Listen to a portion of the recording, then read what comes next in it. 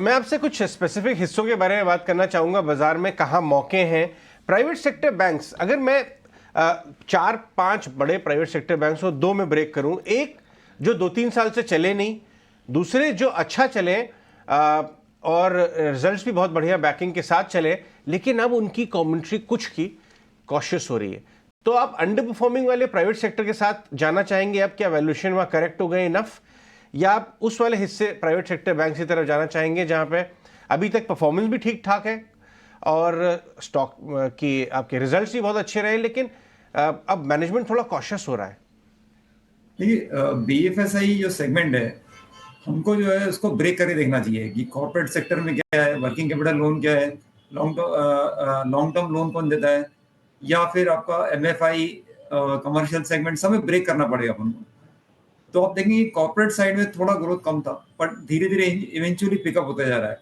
लेकिन कहीं जो सेगमेंट है जैसे एमएसएमई है, एमएफआई में बहुत कम प्लेयर बहुत ज्यादा प्रेजेंट नहीं है, ग्रोथ वहां पर ज्यादा है और रिस्क रिवॉर्ड भी वहीं पे फेवरेबल है बेसिकली।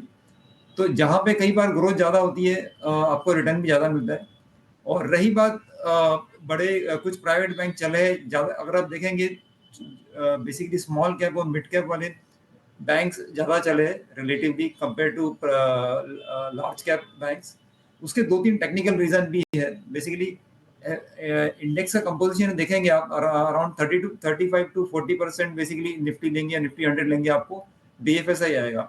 जहाँ पे एफआई एब्सेंट है, मतलब पिछले एक साल में उनका कोई बहुत ज्यादा इन्वेस्टमेंट या कंट्रीब्यूशन नहीं रहा है, तो उसके चलते में जो उनका वेट है और जो फ्री फ्लोट है, उसके एंगल से इनको एफआई का रिक्वायरमेंट पड़ेगा। बट अगर आप फंडामेंटली देखेंगे तो मोर और लेस हो सकता है कि इस हाई बेस पे ग्रोथ पे थोड़ा ग्रोथ स्लो होगी, बट फंडामेंटल से ठीक है।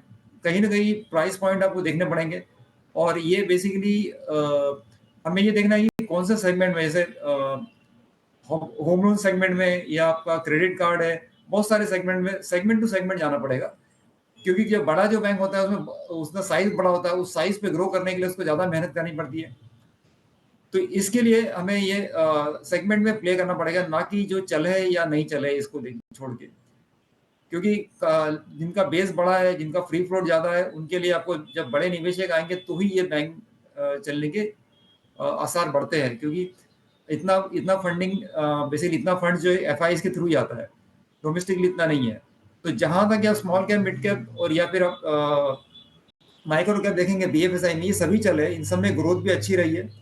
बट अगर आप लार्ज कैप छोड़ देंगे तो लार्ज कैप में इतना ग्रोथ नहीं हुआ है, क्योंकि वहां पे इन्वेस्टर का जो प्रोफाइल है वो थोड़ा स्लाइटली डिफरेंट है, और उतना ग्रोथ भी नहीं रहा है हिस्टोरिकली। बट ओवरऑल धीरे धीरे जहाँ कैपेक्स पिकअप हो रहा है, जहाँ ग्रोथ दिख रही है, मार्केट उसको फैक्टर करना चालू कर रहा है।